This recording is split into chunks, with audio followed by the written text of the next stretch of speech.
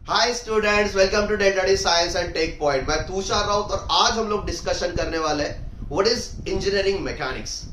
First year civil engineering diploma student हो या फिर मैकेनिकल इंजीनियरिंग डिप्लोमा स्टूडेंट हो, इनका एक बेसिक और फंडामेंटल सब्जेक्ट है इंजीनियरिंग मैकेनिक्स। सीनियर भी फर्स्ट ईयर स्टूडेंट वालों को सजेस्ट करते हैं इंजीनियरिंग मैकेनिक्स अच्छी तरह से फोकस करो, नहीं तो स्ट्रेंथ ऑफ मटेरियल में प्रॉब्लम हो सकता है। और यही बेसिक कंसेप्ट होता है इंजीनियरिंग मैकेनिक्स स्टडी करने का, क्योंकि ये बेसिक सब्जेक्ट होता है स्ट्रक्चर रिलेटेड या फिर डिजाइन रिलेटेड। सिविल इंजीनियरिंग हो या फिर मैकेनिकल इंजीनियरिंग हो, सारे स्ट्रक्चर और डिजाइन रिलेटेड सब्जेक्ट का एक बेसिक और फंडामेंटल सब्जेक्ट है engineering mechanics. But exactly engineering mechanics है क्या? हम लोग किस टॉपिक को फोकस करते हैं इंजीनियरिंग मैकेनिक्स में, किस टॉपिक की स्टडी होती है इंजीनियरिंग मैकेनिक्स में, यही क्वेश्चंस का आंसर हम लोग आज इस टॉपिक में डिस्कशन करने वाले हैं। अगर आपको ये वीडियो अच्छी लगती है तो वीडियो को लाइक करिए, आपके दोस्तों के साथ शेयर करिए और चैनल पे नए तो चैनल को सब्सक्राइब कर लीजिए, क्योंकि हम लोग यहाँ पर engineering mechanics, strength of material और पॉलिटेक्निक डिप्लोमा स्टूडेंट्स के लिए बहुत सारे सब्जेक्ट रिलेटेड डिस्कशंस यहाँ पर करते हैं। So engineering mechanics first year का सेकेंड सेमेस्टर का डिप्लोमा का सब्जेक्ट होता है। स्टूडेंट सीरियस होता है, सीरियसली स्टडी भी करना चाहिए, क्योंकि सिविल और मैकेनिकल रिलेटेड बेसिक और फंडामेंटल है। बट एग्जैक्टली इंजीनियरिंग मैकेनिक्स है क्या, इसमें हम लोग किस टॉपिक पर फोकस करते हैं, तो चलिए इसकी जो एग्जैक्ट कंडीशन है उसको स्टडी करते हैं, जो डेफिनेशन में होती है। सो इंजीनियरिंग मैकेनिक्स क्या है? इंजीनियरिंग मैकेनिक्स स्टडी करता है भाई साहब। So engineering mechanics study about force या फिर फोर्सेस। ये टॉपिक सबसे इंपॉर्टेंट है कि इंजीनियरिंग मैकेनिक्स में जो स्टडी होती है ना, वो स्टडी होती है फोर्सेस या फिर फोर्स की। So it is study about forces. पहला क्वेश्चन ध्यान रखना है कि इंजीनियरिंग मैकेनिक्स में फोर्स ही है। So it study about forces and effect of forces. So बेटा फोर्स जो है इसके क्या इफेक्ट होता है? Effect of forces.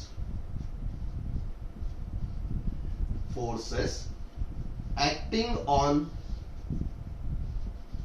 a body which is at rest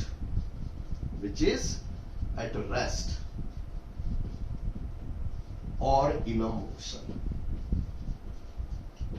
चलिए ये सारे टॉपिक को कवर करता है। So what is exactly engineering mechanics? Engineering mechanics study about forces. So engineering mechanics में हम लोग एक ही पॉइंट पर फोकस करते हैं, it's study about forces.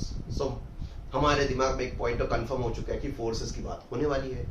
So what is exactly forces? So it's study about forces and their effect. मतलब forces जो है वो अप्लाई होने के बाद में जो इफेक्ट क्रिएट करते हैं या फिर जो उसकी कंडीशंस होती है वो कंडीशंस पर फोकस करते हैं। So effect of forces acting on body. Forces किस चीज पर अप्लाई हो रहे हैं? सो बॉडी पर अप्लाई हो रहे हैं, which is in a rest condition और in a motion condition। जो बॉडी एक तो रेस्ट है या फिर मोशन है, इसी को हम लोग इंजीनियरिंग मैकेनिक्स कहते हैं। सो सिंपली इंजीनियरिंग मैकेनिक्स कुछ ज्यादा कॉम्प्लिकेटेड टॉपिक नहीं है, इंजीनियरिंग मैकेनिक्स समझना चाहिए। सो इंजीनियरिंग मैकेनिक्स स्टडी करता है, इस टॉपिक में हम लोग इसी पर फोकस करते हैं। So engineering mechanics study about what topics? Forces and effect of forces. बस इसमें सिर्फ एक ही चीज है, फोर्सेस है और फोर्सेस एक्ट होने के बाद में उस पर जो इफेक्ट क्रिएट होने वाले हैं, उसका जो प्रॉब्लम होने वाला है या फिर कुछ तो भी होने वाला है उसके साथ में जो इफेक्ट होने वाला है, उस effect of forces acting on a body. जो बॉडी पर हम लोग फोर्स अप्लाई करते हैं तो उस फोर्स का उस बॉडी पर जो इफेक्ट तैयार होने वाला है, क्रिएशन होने वाली है, उसी को हम लोग इंजीनियरिंग मैकेनिक्स कहते हैं। या तो ये बॉडी रेस्ट कंडीशन में है या फिर ये body in a motion condition में है। सो सिंपली स्टूडेंट को ये बात फोकस करनी है, engineering mechanics studies about forces and effect of forces acting on a body which is at a rest condition और in a motion condition. So simply question का answer ये होता है कि you have to study the forces. हम लोग engineering mechanics में forces की स्टडी करते हैं। फोर्सेस की स्टडी करते हैं मतलब उस ऑब्जेक्ट पर अगर फोर्स अप्लाई होता है तो उस ऑब्जेक्ट पर कुछ ना कुछ तो भी उसका इफेक्ट क्रिएट होने वाला है, उस इफेक्ट को हम लोग स्टडी करते हैं। और वो फोर्स या फिर इफेक्ट किस पॉइंट पर क्रिएट होने वाला है? तो बॉडी, ऑब्जेक्ट पर क्रिएट होने वाला है। उस बॉडी पर जो इफेक्ट क्रिएट होता है उसको हम लोग स्टडी करते हैं। एक तो ये बॉडी रेस्ट होती है या फिर ऑब्जेक्ट या फिर बॉडी मोशन कंडीशन होती है, इसी को हम लोग इंजीनियरिंग मैकेनिक्स कहते हैं। सो सिंपली इंजीनियरिंग मैकेनिक्स कुछ ज्यादा कॉम्प्लिकेटेड टॉपिक नहीं है, it's a study about forces and effect of forces acting on a body which is in a rest condition और इन अ मोशन कंडीशन। सो एक तो rest है या फिर मोशन है, इसी पर हम लोग इंजीनियरिंग मैकेनिक्स में फोकस करते हैं। सो हमारे लिए डेफिनेशन हो चुकी है what is engineering mechanics. So exactly हम लोग इसे प्रैक्टिकली स्टडी करते हैं। तो एग्जैक्टली हम लोग स्टडी क्या करते हैं, तो मान लीजिए ऑब्जेक्ट है, इस ऑब्जेक्ट पर हम लोग यहाँ पर फोर्स अप्लाई करते हैं, तो इस फोर्स एप्लीकेशन के अकॉर्डिंग यहां से ये ऑब्जेक्ट यहां पर शिफ्ट होता है। मतलब what is reason behind the shifting of this object और body from this place to this place, उसके लिए हमने फोर्स अप्लाई की है। सो फोर्स एप्लीकेशन के बाद में इस बॉडी पर कुछ ना कुछ तो भी इफेक्ट क्रिएट हुआ है, ये बॉडी यहां से शिफ्ट होकर यहां पर हो चुकी है। सो यही हम लोग स्टडी करते हैं, इस पर ही लॉज प्रिंसिपल जो गवर्निंग रूल्स होते हैं उसके, उसी लॉज को हम लोग यहां पर फोकस करते हैं और उसी के अकॉर्डिंग हम लोग उसे हमारे इंजीनियरिंग प्रॉब्लम्स में अप्लाई करते हैं। मान लीजिए कंसेप्ट है कि इसमें ऐसा होता है तो फोर्स ऐसे लगना चाहिए, ऐसा फोर्स ऐसा इफेक्ट क्रिएट करता है, this effect of force causes this type of action. So ये जो कंसेप्ट होते हैं उसे हम लोग हमारे कॉम्प्लेक्स इंजीनियरिंग प्रॉब्लम्स में लगाते हैं और अप्लाई करते हैं, तो कोई लोग उसे अप्लाइड मैकेनिक्स भी कहते हैं। तो सिंपली ये जो कंसेप्ट होते हैं, ये कंसेप्ट जो इंजीनियरिंग मैकेनिक्स के होते हैं, फोर्सेस, उस फोर्सेस के effect acting on a body which is in a rest condition और इन अ मोशन कंडीशन, ये जो बेसिक प्रिंसिपल्स होता है, जो बेसिक साइंस होता है, कोर साइंस होता है, उस कोर साइंस को हम लोग day to day engineering complex conditions में लगाते हैं। हमें ब्रिज कंस्ट्रक्ट करना है, हमें बीम का कंस्ट्रक्शन करना है, कॉलम कंस्ट्रक्ट करना है, उस कॉलम कंस्ट्रक्शन में लोडिंग कंडीशंस कैसी होती है, ये सारे इंजीनियरिंग मैकेनिक्स कंसेप्ट हम लोग वैसे प्रैक्टिकली इंजीनियरिंग प्रॉब्लम्स में अप्लाई करते हैं। सो इसे कुछ लोग अप्लाइड मैकेनिक्स भी कहते हैं। भाई साहब इंजीनियरिंग सिर्फ पढ़ने के लिए नहीं होती है, इंजीनियरिंग हम लोग को day to day practical life में अप्लाई करनी होती है, इसीलिए तो उसे इंजीनियरिंग कहते हैं। अगर पढ़ना ही है तो उसे साइंस बोलते थे। There is science is theoretical concept, और साइंस जब हम लोग अप्लाई करते हैं तो उसे हम लोग इंजीनियरिंग कहते हैं। सो इंजीनियरिंग में इसको हम लोग अप्लाई करते हैं और जिसे हम लोग अप्लाइड मैकेनिक्स भी कहते हैं। सो सब्जेक्ट में कुछ नहीं है, मैकेनिक्स इसी नाम से हम लोग कहते हैं, इंजीनियरिंग मैकेनिक्स हो या फिर अप्लाइड मैकेनिक्स हो। सो मैकेनिक्स पर फोकस करना है मुझे, forces and effect of forces acting on a body. So इस टॉपिक को हम लोग थोड़ा सा बाद में फोकस करते हैं, पहले एक एक टॉपिक इसमें फोकस करते हैं। What is exactly body? ये बॉडी क्या चीज है भाई साहब? सो बॉडी का मतलब होता है जो ऑब्जेक्ट होता है। मान लीजिए पेन है, तो इस पेन को भी हम लोग बॉडी कहने वाले हैं। So generally body solid shaped object है। फोकस करिए बेटा, व्हाट इज बॉडी? बॉडी का मतलब है एक पर्टिकुलर सॉलिड शेप ऑब्जेक्ट है। सॉलिड का कोई ना कोई उसका शेप होता है, कैसे उससे कोई मतलब नहीं। मान लीजिए एक ऑब्जेक्ट है जिसको एक पर्टिकुलर शेप और साइज है और सॉलिड स्टेट में। सो पर्टिकुलर शेप और साइज वाला ऑब्जेक्ट जिसको कुछ तो भी शेप साइज है और सॉलिड स्टेट में एग्जिस्ट कर रहा है, तो इसे हम लोग जनरली बॉडी कहते हैं। सो बॉडी का कोई बड़ा लॉजिक नहीं है, सिंपल कंसेप्ट है कि एक ऑब्जेक्ट है, उसको पर्टिकुलर कोई शेप साइज है और सॉलिड स्टेट में एग्जिस्ट कर रहा है, तो उसे हम लोग हमारे डे टू डे लाइफ में बॉडी कह लेते हैं। So simply body is an object which has particularly shape and size, or body is particularly solid state object which has some sort of shape or size. उसे कुछ तो भी shape size है और कुछ तो भी उसने shape लेकर उसे exist किया है, so उसे ही हम लोग कहते हैं body. बॉडी कैसे बनती है? तो मटेरियल की बॉडी बनने वाली है। माइल्ड स्टील का मटेरियल है या फिर कंक्रीट का है, आरसीसी है, ये सारे मटेरियल से कंपोजिशन बना हुआ है और ये मटेरियल का कंपोजिशन है जिसे कुछ तो भी शेप साइज में हम लोगों ने रखा हुआ है, उसे बॉडी कहते हैं। सो पूरे वर्ड्स, इस डेफिनेशन के पूरे वर्ड्स आज हम लोग डिस्कशन करेंगे। So body is particularly shape size object, उसे हम लोग बॉडी कहते हैं। अब बॉडी जो होती है ना बेटा, दो टाइप्स की होती है। अब दो टाइप्स क्या होती है, पहले एग्जांपल फोकस करते हैं। मान लीजिए ये स्टोन है, क्या है भाई साहब? स्टोन है। स्टोन जो पत्थर होता है वो पत्थर है, और इस पत्थर पर हम लोग कुछ फोर्सेस अप्लाई करते हैं। मान लीजिए इसको हम लोग फोर्सेस अप्लाई कर रहे हैं, सब तरफ से उसे कंप्रेशन के लिए फोर्सेस अप्लाई करते हैं, बट उस फोर्सेस के बाद में भी इसका कोई शेप साइज चेंज नहीं हो रहा है। मान लीजिए आप पत्थर ले लीजिए, पत्थर पर आप फोर्स अप्लाई कर लीजिए, पर पत्थर तो पिघलने वाला नहीं है, वो कहने के लिए होता है कि पत्थर पिघल सकता है, पर एक्चुअली पिघलता नहीं है। सो हम लोग इस पर अगर फोर्स लगाते हैं, वो फोर्सेस के बाद में उसका शेप नहीं चेंज हो रहा, नहीं तो क्या ये कॉम्प्रेस हो चुका है या फिर एक्सपांड हो चुका है, ऐसा नहीं हुआ है भाई साहब। सो फोर्सेस अप्लाई करने के बाद में इसका कोई शेप साइज चेंज नहीं हुआ है, उसका पहला शेप जैसा था वैसे शेप कंटिन्यू है, कोई चेंजेस नहीं है, शेप साइज में कोई चेंजेस नहीं है। फोर्सेस लगाया हम लोगों ने या फिर प्रेशर अप्लाई कर दिया, उसके बाद में वो उसका शेप साइज वैसे की वैसे कंटिन्यू है, मतलब वो तो पत्थर दिल आदमी हो चुका है। पत्थर दिल मतलब होता है इंग्लिश में रिजिड। और जिस ऑब्जेक्ट पर हम लोग फोर्स अप्लाई करते हैं, एप्लीकेशन ऑफ फोर्स, बट उसके साथ में नो चेंज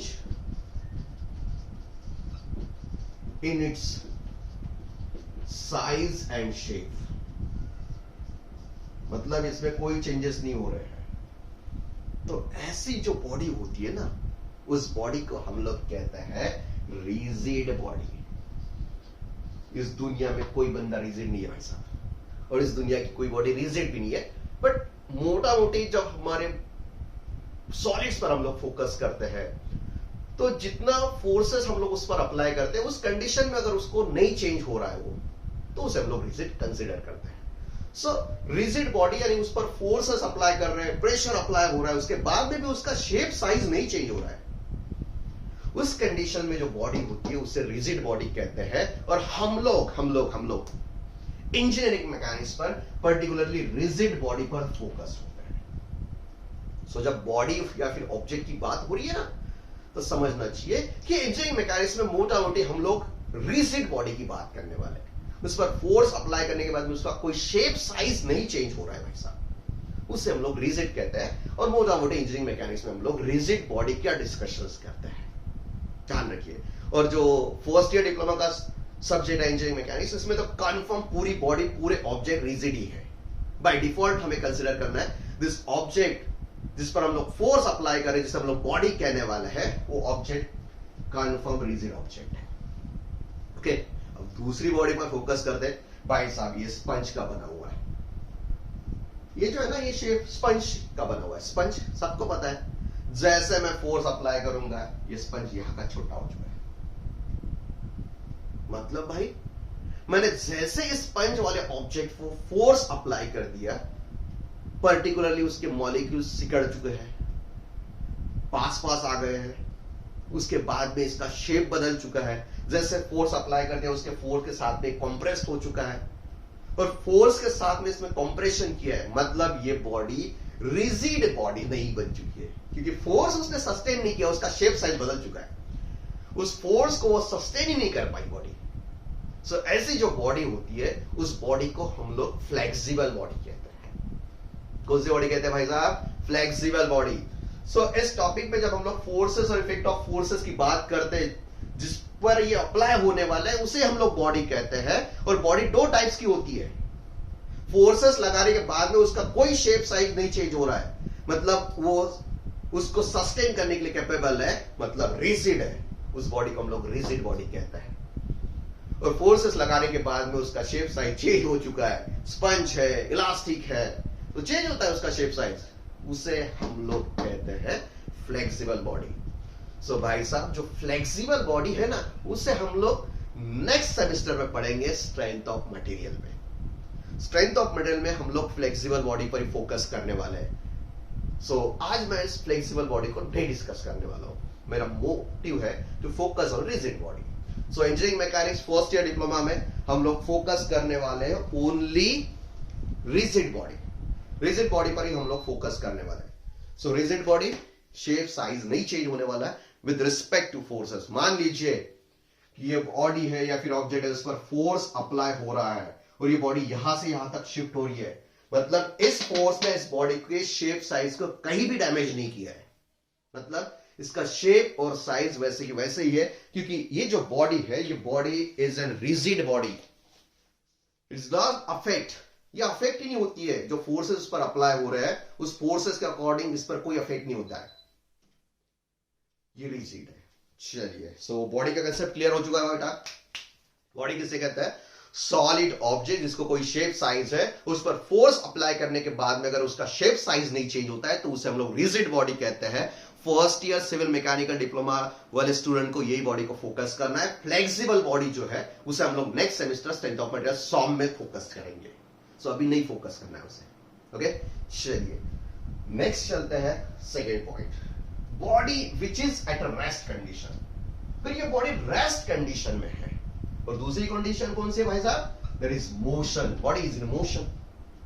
सो मतलब ये पेन पर मैं अगर फोकस करता हूं, ये पेन ऐसी कंडीशन में है, इस पर फोर्स अप्लाई कर रहा हूं, कुछ तो भी कर रहा हूं। सो ये पेन जो है ना, ये पेन यहां पर स्टेडी है, रेस्ट है, कोई मोशन है इस पर, मैं इस पर फोर्स अप्लाई कर रहा हूं, फोर्स के अकॉर्डिंग इस पर कुछ होने वाला है या क्या होने वाला है, इस पर जो इफेक्ट क्रिएट होने वाला है। बट ये जो पेन जिसे हम लोग बॉडी कहते हैं, ये पेन, ये बॉडी जो है ना, इस पर फोर्स अप्लाई करते टाइम ये जो बॉडी है ये रेस्ट कंडीशन में, मतलब रुकी हुई है वहीं पर। और इसी स्टडी को हम लोग कहते हैं स्टैटिक्स। सो जिसमें हम लोग बॉडी रेस्ट वाली कंडीशन में जो मैकेनिक्स स्टडी करते हैं, so mechanics which studies about forces और इफेक्ट ऑफ फोर्सेस। भाई ये बात तो कंफर्म है, मैकेनिक्स स्टडी करना है मतलब forces and effect of forces ही मुझे फोकस करने, दूसरा कोई चीज फोकस नहीं है। So forces and effect of forces मैं स्टडी कर रहा हूं एक्टिंग ऑन अ बॉडी, जो कि बॉडी हमारे लिए रिजिड बॉडी है बाय डिफॉल्ट, मान लीजिए यहां पर, which is in a rest condition. एक तो रेस्ट है, एक तो मोशन है। सो रेस्ट कंडीशन वाले जो बॉडीज की हम लोग मैकेनिक्स में स्टडी करते हैं, उस मैकेनिक्स को हम लोग कहते हैं स्टैटिक्स। ध्यान रखिए, स्टैटिक्स मतलब स्टेबल, स्टेडी, बॉडी रेस्ट है मतलब स्टैटिक है। So the branch of engineering mechanics, जो इंजीनियरिंग मैकेनिक्स की ब्रांच होती है जिसमें बॉडी स्टेबल होती है, रेस्ट वाली कंडीशन होती है, बॉडी इज एट रेस्ट, उसे हम लोग कहते हैं statics.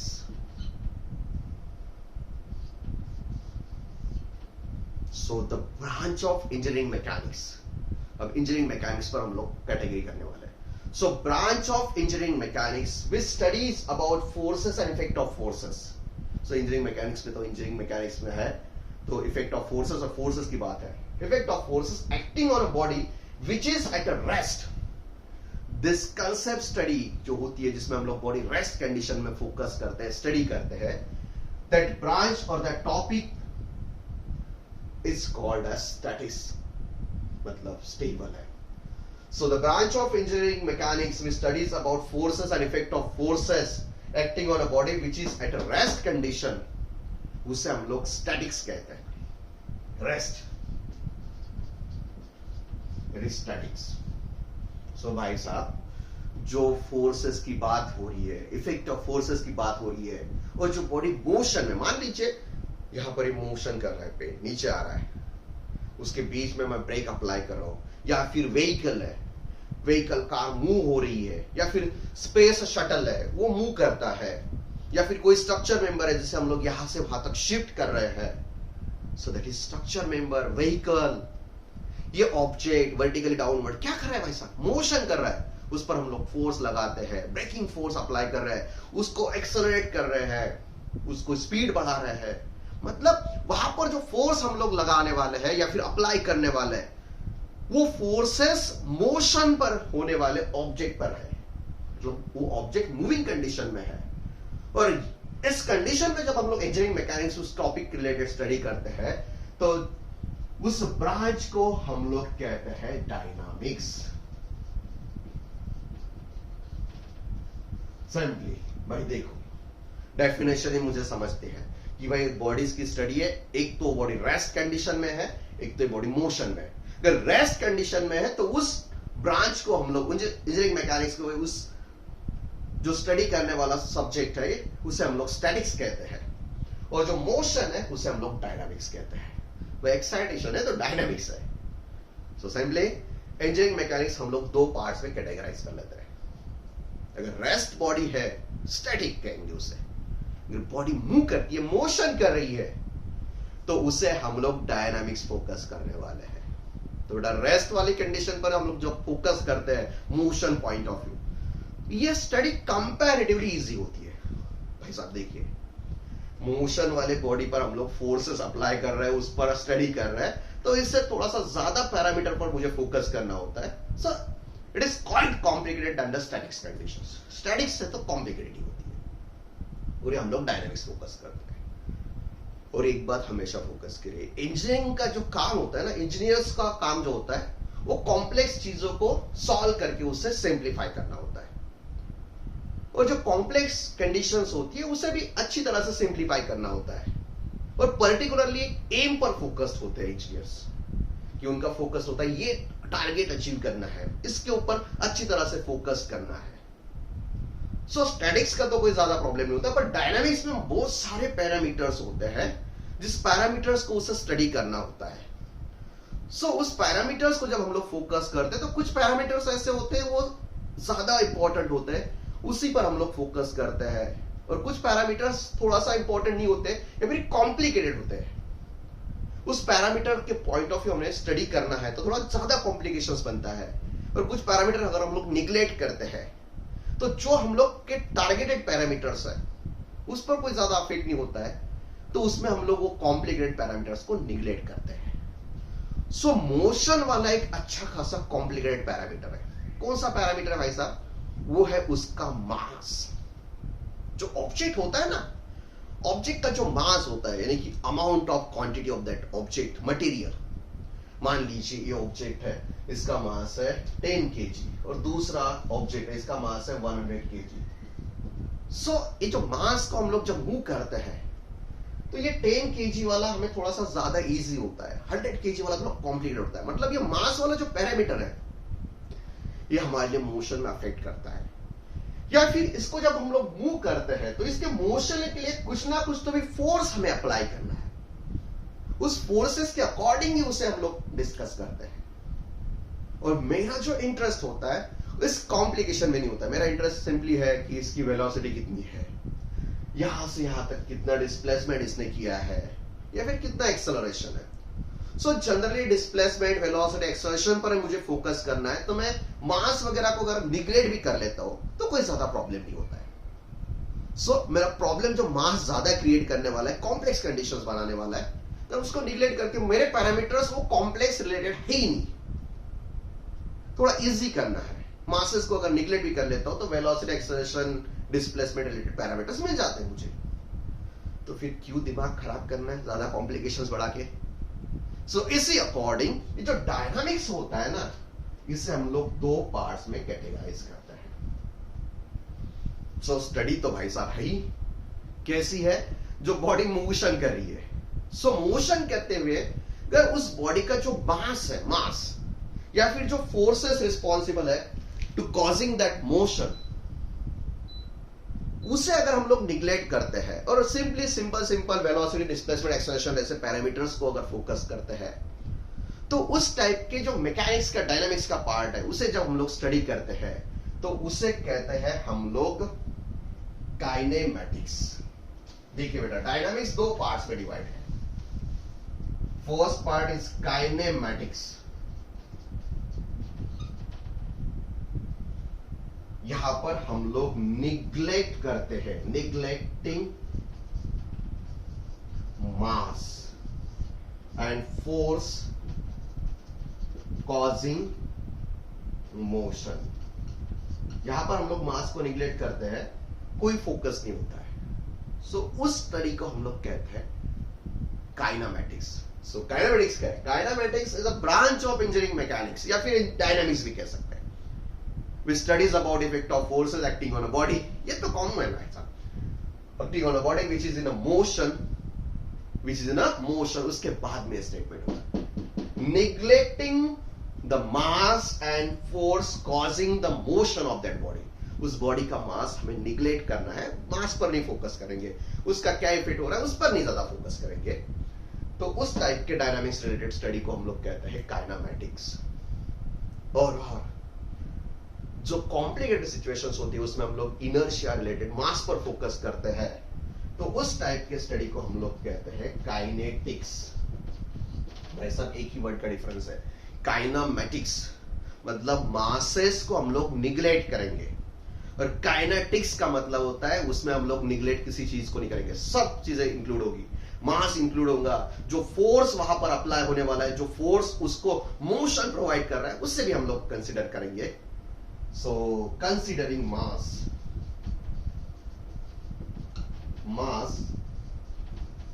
And forces causing that motion, इसे हम लोग काइनेटिक्स कहते हैं. इसे क्या कहते हैं भाई साहब? काइनेटिक्स. सो मासेस और उसका जो फोर्सेस है which is responsible for that motion, इस पर फोकस करते हुए हम लोग स्टडी करते हैं पूरा काइनेटिक्स. और निगलेक्ट करते हुए वेलोसिटी डिस्प्लेसमेंट एक्सेलरेशन की बात होती है, जिसमें हम लोग मास निगलेक्ट करते हैं, फोर्सेस निगलेक्ट करते हैं, दैट कॉजिंग दैट मोशन, उसे हम लोग काइनेमेटिक्स कहते हैं. अगर हमारा काम छोटा ही है, वेलोसिटी एक्सेलरेशन रिलेटेड है, तो हम लोग उस कॉम्प्लेक्स कंडीशन में नहीं जाने वाले, इस पर ही फोकस करने वाले. इसे हम लोग काइनेमेटिक्स कहेंगे और इसे हम लोग काइनेटिक्स कहेंगे. सो इंजीनियरिंग मैकेनिक्स दो कैटेगरी में डिवाइड है. अगर रेस्ट है तो उसे हम लोग स्टैटिक्स कहने वाले हैं. मोशन में ऑब्जेक्ट है तो उसे हम लोग डायनामिक्स कहेंगे. डायनामिक्स में भी दो कंडीशंस, उस बॉडी का मास और फोर्सेस जो कि रिस्पॉन्सिबल है फॉर द मोशन, उसे अगर हम लोग निगलेक्ट करते तो काइनेमेटिक्स कहेंगे. और उसे कंसीडर करके हम लोग एनालिसिस कॉम्प्लेक्स सिचुएशंस को सॉल्व करते हैं तो उसे हम लोग काइनेटिक्स कहेंगे. सो ये हो चुका हमारा इंजीनियरिंग मैकेनिक्स. भाई साहब हम लोग सिर्फ इंजीनियरिंग मैकेनिक्स पर ही आज डिस्कशन करने वाले हैं. टॉपिक कही है what is engineering mechanics. So engineering mechanics क्या है भाई साहब? इंजीनियरिंग मैकेनिक्स है स्टडी, हम लोग इस पर फोकस कर रहे हैं. Engineering mechanics study about forces, भाई साहब forces and effect of forces acting on a body which is at rest और इन अ मोशन कंडीशन. सो भाई साहब ये जो बॉक्स है इसे तो हम लोग ने स्टार्ट भी नहीं किया. फोर्सेस और इफेक्ट ऑफ फोर्सेस पर हम लोगों ने अभी तक डिस्कशन नहीं किया. हम लोग फोकस कर चुके हैं बॉडी. शेप साइज नहीं चेंज करता है तो उसे हम लोग रिजिड बॉडी कहते हैं. भाई साहब अंदरूनी शक्ति उसके पास में, डाबर च्यवनप्राश, रुके ना तू झुके ना तू वाली कंडीशंस. फोर्स अप्लाई हो रहा है पर कोई फर्क नहीं गिरता है, रिजिड है, सख्त है, उसे रिजिड के. फोर्स अप्लाई हो चुका है, शेप साइज ढल गया है उसका, मतलब फ्लेक्सिबल, सॉम में पड़ेंगे. सो उसके बाद में रेस्ट स्टैटिक्स की बात होती है. मोशन है तो डायनामिक्स कहेंगे. विद इफेक्ट ऑफ मास अगर है तो kinetics, without effect of mass है तो काइनेमेटिक्स. और एक बात ध्यान रखिए भाई साहब, ये जो मास होता है ना, इसे टेक्निकली हम लोग इनर्शिया कहते हैं. ये इंपॉर्टेंट कंसेप्ट होता है, इनर्शिया भी कहते हैं. मासेस की जगह पर बहुत सारे लोग ऐसे कहते हैं, इसे हम लोग inertia effect neglect. Inertia effect मतलब मासेस का इफेक्ट. सो इसके अकॉर्डिंग इस पर हम लोग फोकस करते हैं. सो चलिए एक बार रिकॉल कर लेता हूं मैं कि what is engineering mechanics. So engineering mechanics simply studies about forces and effect of forces acting on a body. Body जो कि सॉलिड स्टेट ऑब्जेक्ट होता है जिस पर शेप साइज होता है, which is in a rest, वो स्टेबल होती है, रेस्ट होती है, जिसे हम लोग स्टैटिक्स कहते हैं, या फिर इन अ मोशन जिसे हम लोग डायनामिक्स कहते हैं. डायनामिक्स में अगर उसका मास निगलेक्ट करते हैं तो काइनेमेटिक्स कहते हैं. मास निगलेक्ट नहीं करते, पूरा एनालिसिस करते with effect of masses and forces that causing that motion, उसे हम लोग काइनेटिक्स कहते हैं. सो ये हो चुका है हमारा मोटा मोटी इंजीनियरिंग मैकेनिक्स का कंसेप्ट. और अब मुझे फोकस करना है सबसे इंपॉर्टेंट और जो हार्ट ऑफ इंजीनियरिंग मैकेनिक्स है, that is forces and effect of forces. अब यहां पर मैं फोकस करूंगा, उसके बाद में हम लोग इस वीडियो को फाइनलाइज करेंगे. सो बेटा एग्जैक्टली फोर्स क्या है? तो फोर्स का जो मतलब होता है 10th स्टैंडर्ड तक आपके दिमाग में होता है मास इनटू एक्सर्शन मतलब फोर्स. वैसा मैथमेटिकली तो सबसे बेस्ट ये आंसर होता है. बट हम लोग इंजीनियर्स हैं, सो ऐसा करना है, ऐसे चीजों पर फोकस नहीं करते. हमारे दिमाग में कंसेप्ट पूरे क्लियर होने चाहिए कि एग्जैक्टली फोर्स क्या है. सो फोर्सेस की बात जब हम लोग करते हैं तो आपको हमेशा ध्यान रखना होता है कि फोर्स एक एक्सटर्नल एजेंट है, एक्सटर्नल मीडिया है, मीडियम है. सो ध्यान रखिए, फोर्स इज एक्सटर्नल एजेंट या फिर मीडिया. मीडिया का मतलब होता है माध्यम, एजेंट मतलब होता है दोनों के बीच का पोर्शंस होता है ना. एक पर्सन होता है, दूसरा पर्सन होता है, दोनों के बीच में एक डील होती है, तो उसके बीच में काम करने वाला जो बंदा होता है उसे हम लोग एजेंट कहते हैं या फिर माध्यम कहते हैं. तो ये दोनों वर्ड्स होते हैं कि फोर्स जो होता है ना, एक तो वो क्या है भाई साहब, एजेंट है, बाहरी बंदा है वो. सो फोर्स इज एक्सटर्नल एजेंट या फिर मीडिया. फोर्स जो होता है वो एक्सटर्नल एजेंट या फिर मीडिया होता है which has a tendency, उसका नेचर, टेंडेंसी मतलब उसका स्वभाव, उसका नेचर कैसा है, मानते हैं ना, एक बंदा होता है तो आप लोग मानते हैं कि वो गुस्सैल बंदा है, एक बंदा होता है वो दयालु बंदा है तो वो आप लोग बोलते हैं कि बड़ा दयालु नेचर है उसका, एक होता है तो एंग्री होता है तो बोलते हैं कि नहीं नहीं गर्म बंदा है वो।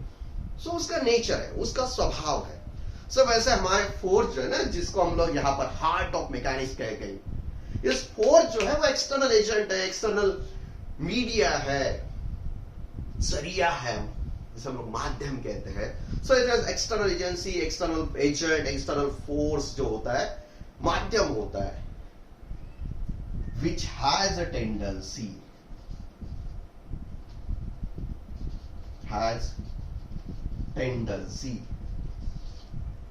to create disturbance,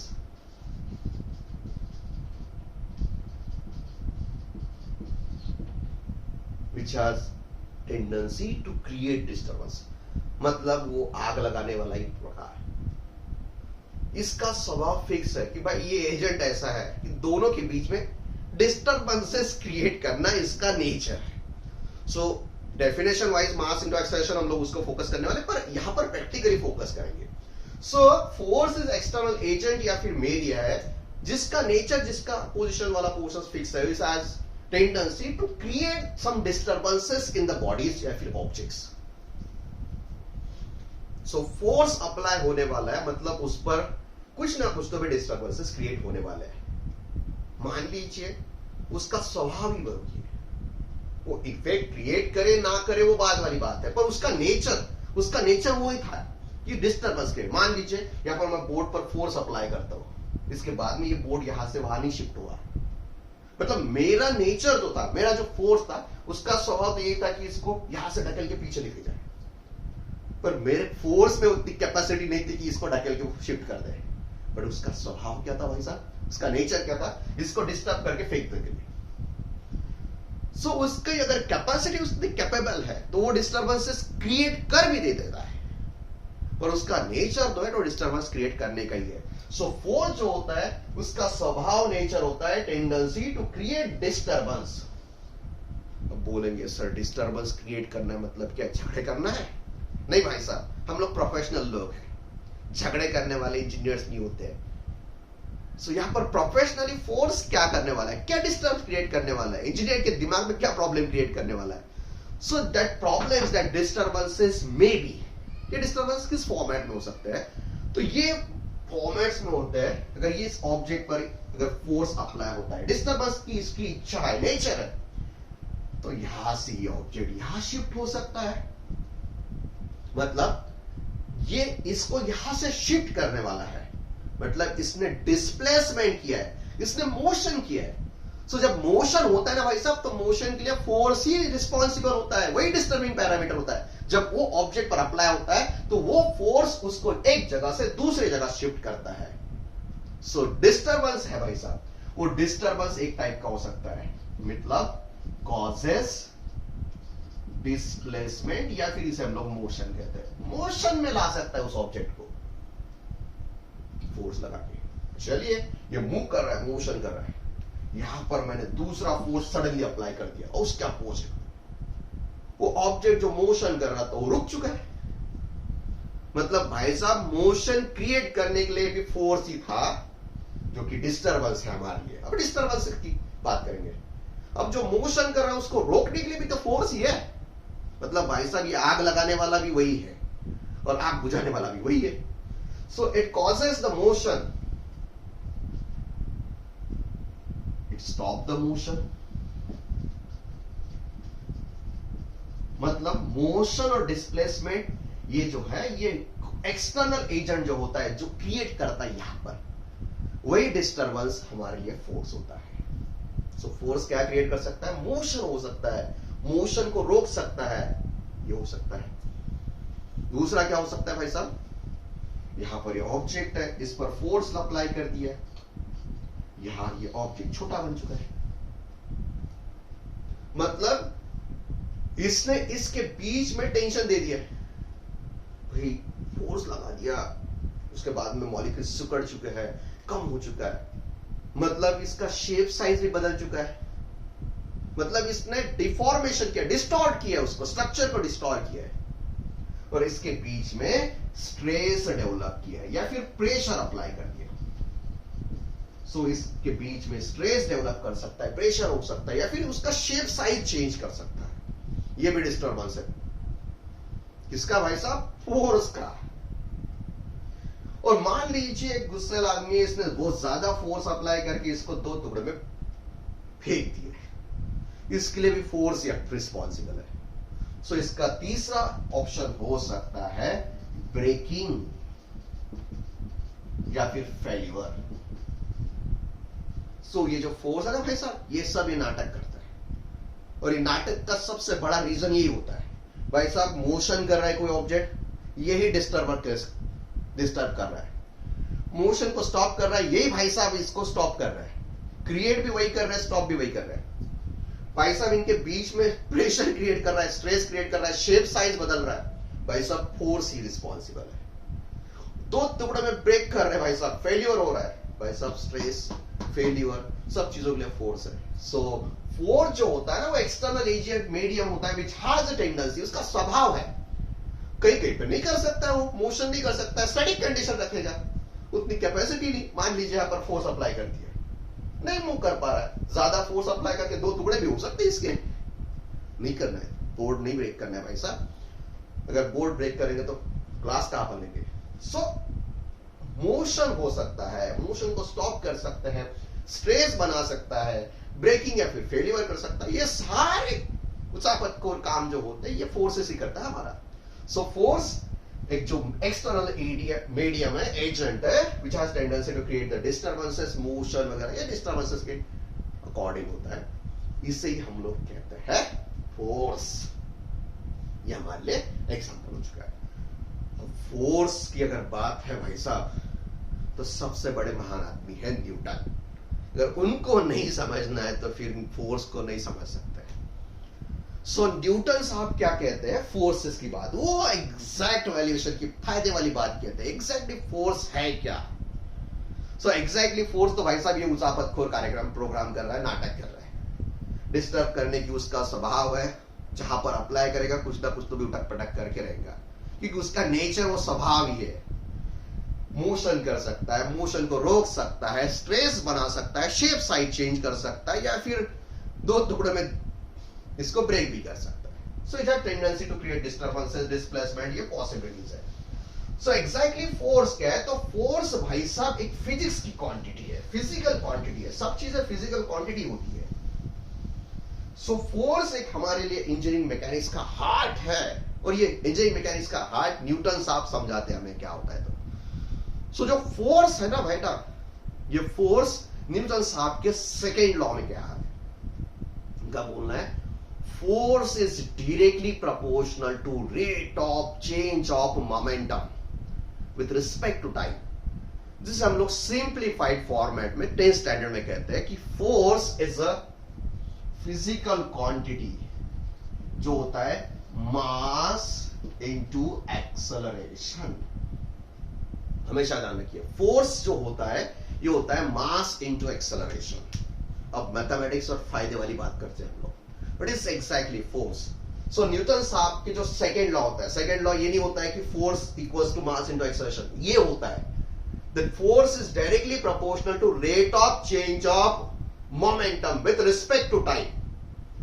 और उससे जब हम लोग सिंप्लीफाई करते हैं तो उसे हम लोग मास और एक्सेलरेशन फॉर्मेट में कहते हैं। सो हमेशा ध्यान रखना है कि फोर्स जो है वो फोर्स मास और एक्सेलरेशन का मल्टीप्लिकेशन फैक्टर है। सो force is my mass into acceleration. उस ऑब्जेक्ट का जो मास है, मान लीजिए इस ऑब्जेक्ट का मास है m और एक्सेलरेशन है a, so that mass into acceleration, this is my force. ये भाई साहब हमें किस टॉपिक से मिला है तो ध्यान रखना है, फोर्स का जो ये अवतार है जिसे हम लोग मास इनटू एक्सेलरेशन कहते हैं, ये अवतार न्यूटन्स लॉ जो है सेकेंड लॉ ऑफ मोशन से है, it is mass into acceleration. भाई साहब इसका यूनिट लिखते हैं हम, यूनिट है मास जो होता है ना, इसका SI फॉर्मेट में जो यूनिट होता है ये होता है किलोग्राम, और एक्सेलरेशन जो होता है rate of change of velocity with respect to time, ये होता है metre per second square. So इसका जो एसआई यूनिट है, that SI unit is metre per second square वाला एक्सर्शन और केजी का combination, that is KG metre per second square. भाई साहब दिमाग फिट करिए, फोर्स का एसआई यूनिट है KG metre per second square, और न्यूटन साहब का जो डेडिकेशन है फोर्स रिगार्डिंग, उनके डेडिकेशन को हम लोगों ने एसआई यूनिट सिस्टम में ये पूरा जो है उनके नाम पर रख दिया है। सो KG metre per second square, इसे ही हम लोग न्यूटन कहते हैं, दैट इज न्यूटन। साइंटिस्ट के नाम से इस एसआई यूनिट को डिनोट किया है, जिसे हम लोग शॉर्ट में कैपिटल एन इंडिकेट करते हैं। मतलब 10 न्यूटन का force, 10 N, 100 Newton force, 100 Newton. Newton ये फोर्स का एसआई यूनिट है, जो कि यही है KG metre per second square, जिसे हम लोग न्यूटन लिखते हैं। So this is my force. Mathematically force equals to mass into exertion. मोटा मोटी सब लोग इसी पर फोकस करते हैं, force mass into exertion. Sir भाई साहब जो पहले हम लोगों ने देखा है वो प्रैक्टिकली पता होना चाहिए। सब डिस्टर्बेंसेस की टेंडेंसी वाला जो आदमी होता है वही फोर्स होता है। जैसे हम लोग टेक्निकली यहाँ पर फोकस करते हैं मास इनटू एक्सर्शन। इसका एसआई यूनिट न्यूटन है, और जब हम लोग सीजीएस की बात करते हैं सेंटीमीटर वगैरह फॉर्मेट में, तो सीजीएस यूनिट जो होता है उसका वो डाइन होता है। ध्यान रखिए, ज्यादा मुझे फोकस करना नहीं, पर सीजीएस यूनिट आपको फोकस करना है, दैट इज डाइन, ध्यान रखना है। और जो एसआई यूनिट होता है वो तो हमारे बड़े साहब के नाम पर है, that is Newton. So this is my force. और जो फोर्स होता है उसे हम लोग पूरे मैकेनिक्स में स्टडी करते हैं, that is heart of engineering mechanics. और इसी फोर्स पर हम लोग फोकस करते हैं। इसका एसआई यूनिट न्यूटन होता है, और मास इनटू एक्सर्शन फिजिकली होता है। ओके, सो भाई साहब ये जो फोर्स होता है ना, इसके बहुत सारे नाम होते हैं, बहुत सारे नाम होते हैं। जब हम लोग इसे ढकेल रहे हैं तो इसे हम लोग डे टू डे लाइफ में कहते हैं पुश कर रहे हैं। सो पुश यानी ढकेलने वाला फोर्स, ये भी फोर्स ही है। खींचते हैं भाई साहब, जिसे हम लोग पुल कहते हैं, ये भी इसी का नाम है। सब किस नाम से ये बड़ी क्वांटिटी अवतारित होती है, जैसे हम लोग कहते हैं कि एग्जिस्ट करती है। पुल मतलब खींच रहे हैं, पुश मतलब ढकेल रहे हैं। फोर्सेस ही भाई साहब, पुल बोलना है, पुश कहना है। हम लोग कहते हैं बहुत बड़ा लोड है, कितना लोड है, 10 न्यूटन का। सो भाई साहब लोड, ये जो नाम है ना, ये भी फोर्स का ही है। सो इसे हम लोग लोड भी कहते हैं। सो ये जो है फोर्स क्वांटिटी, ऐसे बहुत सारे नामों से हम लोग इंडिकेट करते हैं, पर पर्टिकुलर मीनिंग होता है। पुश है मतलब उसे हम लोग ढकेल रहने वाले, पुल है मतलब उसे खींच रहे हैं, लोड यानी कि फोर्स की बात हो रही है। सो फोर्सेस ऐसे नाम से भी इंडिकेट होता है। पर अगर हम लोग लेटर की बात करते हैं कि लेटर से इंडिकेट करना है, तो फोर्स हम लोग कैपिटल एफ लेटर से भी डिनोट कर सकते हैं, या फिर कैपिटल पी लेटर से भी डिनोट कर सकते हैं, या फिर डब्ल्यू लेटर से भी डिनोट करते हैं। जनरली लोड की बात होती है तो डब्ल्यू लेटर यूज करते हैं, फोर्स एफ यूज करते हैं, या फिर पी लेटर यूज करते हैं। तो जनरली हम लोग एफ, पी, कैपिटल डब्ल्यू ऐसे कैपिटल लेटर्स यूज करके फोर्सेस को इंडिकेट करते हैं। सो मोटा मोटी इस चीज पर आपको फोकस करना। सो बेटा हम लोगों ने इंजीनियरिंग मैकेनिक्स को फोकस किया है। बेसिक, सबसे बेसिक पॉइंट ये होता है कि इंजीनियरिंग मैकेनिक्स क्या है। सो ये वीडियो आपको इंजीनियरिंग मैकेनिक्स की बात समझाता है, एग्जैक्टली इंजीनियरिंग मैकेनिक्स क्या है। सो मैं 5 मिनट्स में एक बार इसे रिकॉल कर देता हूँ। सो सब चीजें मैंने यहाँ पर फोकस की है, और हर एक पॉइंट जो कि इंजीनियरिंग मैकेनिक्स के डेफिनेशन में होता है, हर एक पॉइंट को यहाँ पर हम लोगों ने फोकस भी किया है। सो एग्जैक्टली इंजीनियरिंग मैकेनिक्स क्या है, जस्ट 5 मिनट्स में हम इसे रिकॉल करके इस वीडियो को फाइनलाइज कर देते हैं। सो व्हाट इज इंजीनियरिंग मैकेनिक्स? देखो बेटा, इंजीनियरिंग मैकेनिक्स ये आपका फर्स्ट ईयर का एक सब्जेक्ट है जो कि कॉम्प्लिकेटेड है। ये आपके दिमाग में तो पहले होना चाहिए। What is engineering mechanics? आपका सेकंड सेम का सब्जेक्ट ये इंजीनियरिंग मैकेनिक्स तो है, ये तो सबसे बेसिक है। सो इंजीनियरिंग मैकेनिक्स में हम लोग क्या स्टडी करते हैं? सो इंजीनियरिंग मैकेनिक्स में हम लोग स्टडी करते हैं, study about forces and effect of forces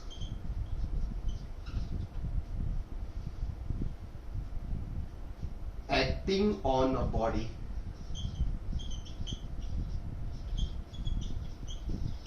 which is at rest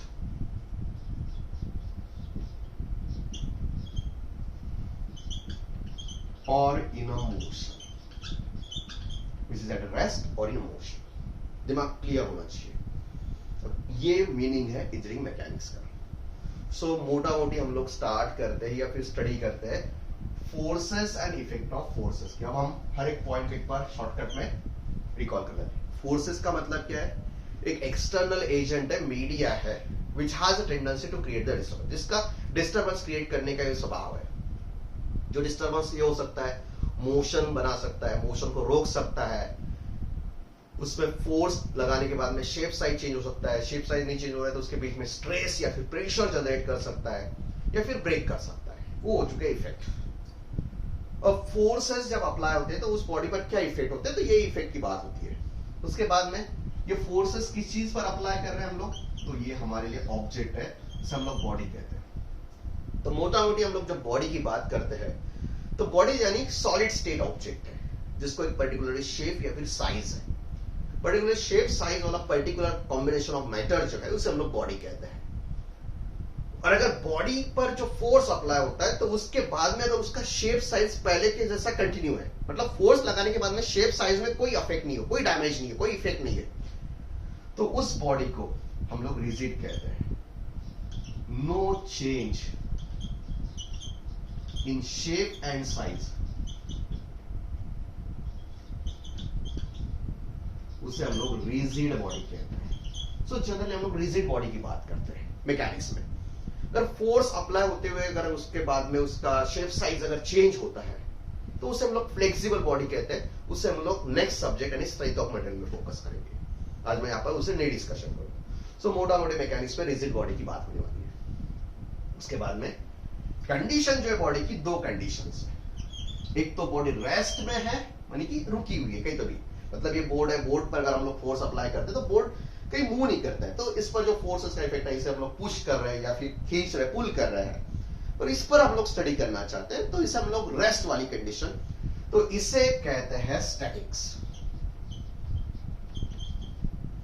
सो जब ब्रांच ऑफ इंजीनियरिंग मैकेनिक्स में studies about effect of forces and forces की बात हो रही है acting on a body which is at rest, उसे हम लोग स्टैटिक्स कहते हैं। सो रेस्ट वाली बॉडी है। और अगर वही बॉडी मोशन कर रही है तो उसे हम लोग डायनामिक्स कहते हैं। डायनामिक्स रेस्ट कंडीशन से स्टडी करना थोड़ा कॉम्प्लिकेटेड है, मतलब यहां पर मुझे मोशन रिलेटेड फोर्सेस और मोशंस पर फोकस करना होता है। बहुत सारे पैरामीटर्स जैसे कि डिस्प्लेसमेंट कितना हुआ है, टाइम कितना है, एक्सर्शन कितना हुआ है, वेलोसिटी, स्पीड कितनी है। So it is quite complicated to study dynamics then the statics. और इंजीनियर जो होते हैं पर्टिकुलरली चीजों पर फोकस होते हैं, टारगेटेड होते हैं। सो उनका टारगेट अगर वेलोसिटी, एक्सर्शन और टाइम और डिस्प्लेसमेंट की बात होती है तो उसमें कितना उसका मास है, फोर्स क्या लगा रहा है, उस पर ज्यादा फोकस नहीं होता है, तो उसका टाइम बचा लेता है। तो उसके अकॉर्डिंग इसे दो पार्ट्स में कैटेगराइज करते हैं। सो डायनामिक्स इसे हम लोग दो कैटेगरी में डिवाइड करते हैं। पहली होती है काइनेमैटिक्स और दूसरी होती है kinetics.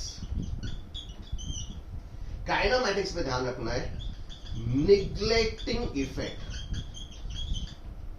Mass and forces causing the motion. Forces की बात नहीं हो रही है, कितना मास है, कितना हेवी है, इस पर अगर हम नहीं फोकस करें, सिर्फ बेसिक दूसरे पैरामीटर्स पर फोकस है, थोड़ा इजी है, तो इसे हम लोग काइनेमैटिक्स कहते हैं। और सब चीजें कंसीडरिंग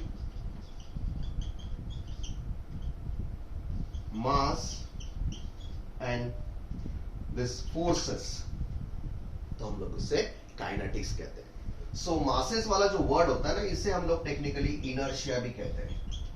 सो इनर्शिया जो होता है इसे हम लोग मास पर ही डिपेंड होता है इनर्शिया। सो मासेस की बात अगर हम लोग निग्लेक्ट करते हैं तो काइनेमैटिक्स है, और मासेस को फोकस करते हैं तो हमारे लिए काइनेटिक्स है। सो मोटा मोटी यही हमारा इंजीनियरिंग मैकेनिक्स है। और ये जो सारे प्रिंसिपल्स होते हैं, थ्योरेटिकल प्रिंसिपल्स, हम हमारे इंजीनियरिंग कॉम्प्लेक्स कंडीशंस में अप्लाई करते हैं। ब्रिज बनाना है, स्ट्रक्चर रेट करना है, स्टडी करना है, बीम कॉलम की स्टडी करना है, या फिर उसे रियल लाइफ में अप्लाई करना है। मतलब ये सब थ्योरी जो होती है ना, उसे हम लोग इंजीनियरिंग कॉम्प्लेक्स कंडीशंस में यूज करते हैं। इंजीनियर्स का काम ही होता है थ्योरी को अप्लाई करना। सो उसे हम लोग अप्लाइड मैकेनिक्स भी कहते हैं। सो मैकेनिक्स फोकस करिए, अच्छी तरह से ध्यान रखिए। ओके बेटा। सो मैं समझ सकता हूँ कि आप लोग को थोड़ा लेट हो चुका है, 50 मिनट्स का वीडियो ऑलरेडी बन चुका है। सो एक्सपेक्ट करता हूँ कि ये लंबा वीडियो आपके दिमाग में इंजीनियरिंग मैकेनिक्स रिलेटेड ज्ञान की वृद्धि लेकर आएगा। थोड़ा पॉइंट्स देखो बेटा, मैकेनिक्स स्टडी करना है तो सिर्फ प्रॉब्लम सॉल्व करना है, ऐसा है तो ऐसा, भाई क्यों आया है, व्हाई। हर एक टाइम पर इंजीनियर को एक क्वेश्चन होना चाहिए कि व्हाई दिस इज हैपनिंग। उसके पीछे का लॉजिक, रीजन क्या होता है।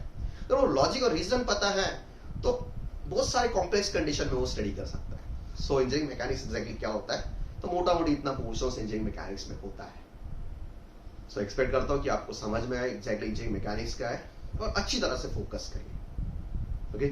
और एक बार और रिक्वेस्ट करता हूँ, ये पूरा पोर्शन अगर आपको अच्छा लगा है ना, तो वीडियो को लाइक जरूर कर लीजिए। कुछ डाउट्स हो तो कमेंट्स करिए, और फर्स्ट टाइम विजिट कर रहे हो तो चैनल को सब्सक्राइब करिए, और दोस्तों के साथ जरूर शेयर करिए। मैकेनिक्स सिर्फ आपको नहीं पढ़ना है, आपके दोस्त को भी पढ़ना है, उसका भी मैकेनिक्स अच्छी तरह से स्टडी होना चाहिए, फोकस्ड होना चाहिए। Okay, thank you for watching this long video. और नेक्स्ट वीडियो में हम लोग इसी तरह से इंजीनियरिंग मैकेनिक्स को अच्छी तरह से और फोकस करेंगे। Thank you so much.